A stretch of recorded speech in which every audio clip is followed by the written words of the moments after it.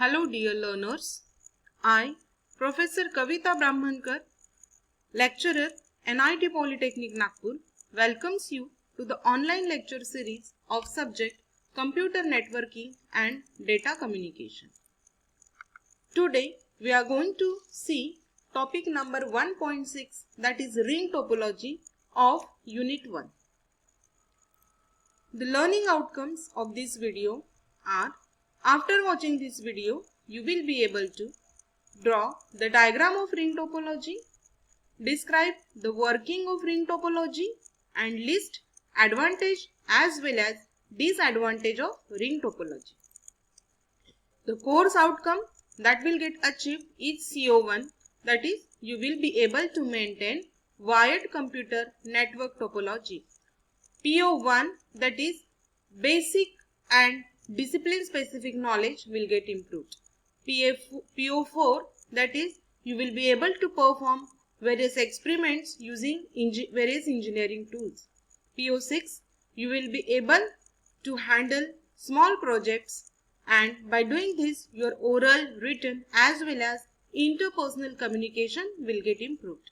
Then PO7, whatever knowledge you are gaining over here, that knowledge will be with you for lifetime. So PO1, 4, 6 and 7 will get satisfied by this video. Then the prerequisite to this topic is you should know the basics of computer network. Now let us see what is ring topology. In ring topology, each device is connected with the two devices on either side of it. इसका मतलब ring topology अगर हमको form करना है तो एक device के दोनों भी साइड में कनेक्शंस होना जरूरी है. There are two dedicated point-to-point links a device has with the devices on the either side of it. मतलब यहाँ पे पॉइंट टू पॉइंट कनेक्शन होना जरूरी है. जो भी नेक्स्ट नोड है इस बेस नोड का, उसके दोनों भी साइड में जो भी नोड्स हम अटैच करने वाले हैं उनके between point two point connection होना जरूरी है. हम उसको डेडिकेटेड लिंक्स भी बोल सकते हैं. This structure forms a ring, thus it is known as ring topology. So एक डिवाइस बाकी के दो डिवाइस से कनेक्ट है, बाकी के दो डिवाइस फिर एक डिवाइस से कनेक्ट है, तो ऐसा करके एक सर्कल फॉर्म हो जाता है, रिंग फॉर्म हो जाता है. इसलिए इसको बोला जाता है ring topology. Then to transmit the data, station has to hold the token. Suppose these are the nodes, means computers in the ring topology. So हमारे पास अभी 4 नोड्स हैं हमारे टोपोलॉजी में, और इसको नोड 1 को नोड 4 को डेटा सेंड करना है. Node 1 wants to send the data to node 4. तो यहाँ पे एक ऐसा प्रोग्राम होता है, उसको हम बोलते हैं टोकन. तो वो टोकन यहाँ पे इस सर्कल में, इस नेटवर्क में हमेशा घूमता रहता है, और जिस नोड को भी डेटा ट्रांसमिट स्टार्ट करना है वो नोड टोकन को एक्सेप्ट कर लेता है. इसलिए यहाँ पे नोड 1 टोकन को होल्ड कर लेगा या फिर एक्सेप्ट कर लेगा, और हर एक नोड के पास वो जाएगा. देन हर एक नोड के पास रिपीटर होता है. वो रिपीटर क्या करेगा, मैच करेगा डेस्टिनेशन एड्रेस. इस नोड का एड्रेस तो नहीं है, मैच अगर हो गया तो एक्सेप्ट करेगा, और मैच नहीं हुआ तो फिर वो नेक्स्ट नोड को फिर से फॉरवर्ड करेगा.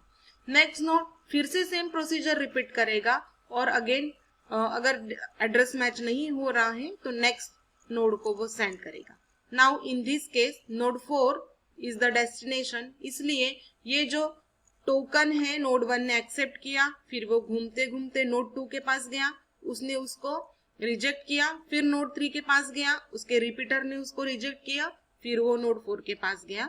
अब नोड 4 का एड्रेस मैच हो रहा है एज अ डेस्टिनेशन एड्रेस, इसीलिए वो जो डेटा है वो इसने नोड 4 ने एक्सेप्ट कर लिया. तो इस तरह से यहाँ पे डेटा कम्युनिकेशन होता है. सो अब नोड 1 का डेटा ट्रांसमिशन हो गया तो नोड 1 टोकन को रिलीज कर देगा, ताकि दूसरे नोड्स जिनको भी डेटा ट्रांसमिशन करना है वो नोड उनको अवेलेबल हो सके. इसीलिए नोड 1 उसको अब रिलीज कर देगा. When no station is transmitting the data, then the token will circulate the ring. अगर किसी नेटवर्क में किसी को अभी डेटा ट्रांसमिट नहीं करना है तो ये टोकन इस सर्कल में इस नेटवर्क में बार बार घूमता रहेगा, फिर जिसको भी फिर से डेटा ट्रांसमिट करना है वो इसको ग्रैब कर लेगा. So one station is known as monitor station which will takes all the responsibility to perform the operation. अब इन चारों में से कोई भी एक स्टेशन जिसको मॉनिटर स्टेशन बनाया जाएगा और वो पूरे डेटा ट्रांसमिशन की और ऑपरेशंस परफॉर्म करने की रिस्पॉन्सिबिलिटी लेगा. If a device want to send data to another device then it send the data in one direction. तो जैसे कि हमने यहाँ पे देखा हमारा डेटा जो है एक ही डायरेक्शन में इस तरह से रिंग फैशन में सर्कुलेट हुआ है, तो ये इसलिए यहाँ बोला गया है कि डेटा सिर्फ एक ही डायरेक्शन में पास होगा. Each device in ring topology has a repeater. If the received data is intended for other device, then repeater forwards this data until the intended device received it. हर एक डिवाइस हर एक node के पास अपना खुद का repeater होगा और वो repeater क्या करेगा, डेस्टिनेशन एड्रेस मैच करेगा. अगर डेस्टिनेशन एड्रेस मैच नहीं हुआ है तो वो उस मैसेज को उस डेटा को नेक्स्ट नोड में फॉरवर्ड करने का काम करेगा. वो जब तक फॉरवर्ड करेगा जब तक उसको इंटेंडेड रेसिपेंट या डेस्टिनेशन एड्रेस मिलता नहीं है तब तक वो उसको फॉरवर्ड करते रहेगा. तो ये रिपीटर हर एक नोड के पास होता है और वो डेटा फॉरवर्डिंग का काम करता है.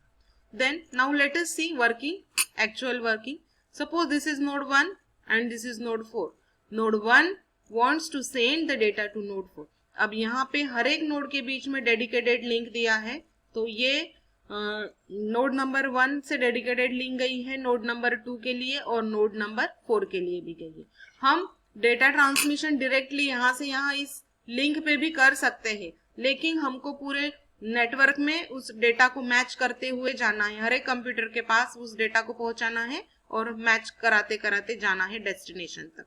इसलिए यहाँ पे ये टोकन घूमता रहेगा और इसको अभी नोड नंबर 1 को डेटा ट्रांसमिट करना है तो ये टोकन होल्ड करेगा और फिर डेटा ट्रांसमिट स्टार्ट करेगा. नोड 2 के पास डेटा जाएगा, डेस्टिनेशन एड्रेस मैच नहीं हुआ है तो इसमें जो रिपीटर प्रेजेंट है वो उसको फॉरवर्ड करेगा नोड 3 के लिए. देन नोड 3 का रिपीटर फिर से डेस्टिनेशन एड्रेस मैच करवाएगा, मैच नहीं हुआ एड्रेस तो रिपीटर वो जो डेटा है नोड 4 को फॉरवर्ड करेगा. अब नोड 4 पे डेस्टिनेशन एड्रेस मैच हुआ है तो नोड 4 इस तरह से डेटा रिसीव करेगा. So this is how the working of ring topology is. Then advantages क्या है? The possibility of collision is minimum in this type of topology. So collision means क्या होता है? Collision means accident.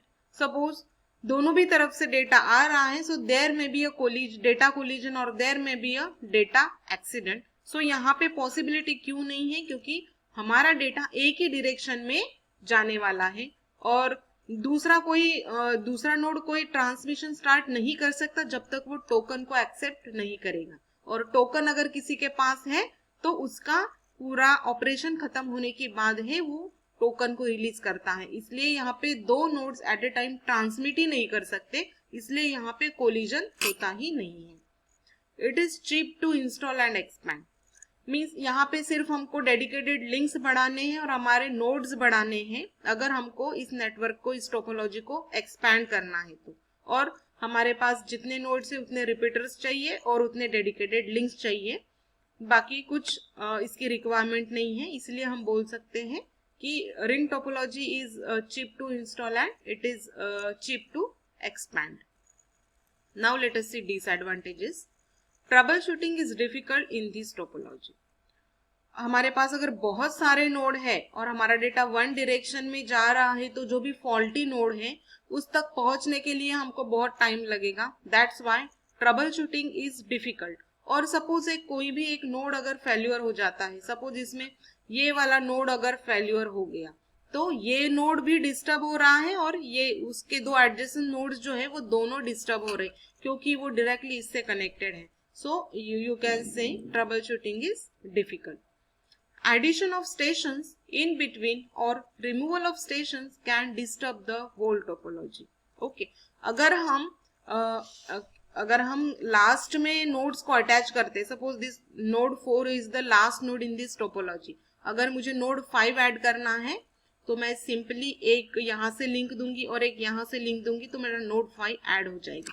लेकिन in between मुझे कहीं पे भी अगर बिटवीन ऐड करना है तो मेरी जो टोपोलॉजी है थोड़ी डिस्टर्ब हो जाती है और it will take some time for adding the stations and removal of station. इसीलिए यहाँ पे रिमूवल अगर करना है, एडिशन अगर करना है तो बाकी के दोनों साइड के जो नोड्स है वो भी डिस्टर्ब हो जाते हैं। इसका मतलब ये हम बोल सकते हैं कि पूरी की पूरी जो टोपोलॉजी है, पूरा नेटवर्क हमारा थोड़ा डिस्टर्ब हो सकता है। सो this is the disadvantages of ring topology. So dear students, I hope you might have understood today's video. And today we have studied what is the diagram of ring topology, how we can draw the diagram of ring topology by showing its working procedure, and what are the disadvantages and the advantages of ring topology. Today you might have understood the video lecture, and if you are not getting it then watch the video frequently, and if suppose you are stuck in somewhere, then you feel free to reach out on the following email ID. Thank you so much. Keep learning and enjoy learning.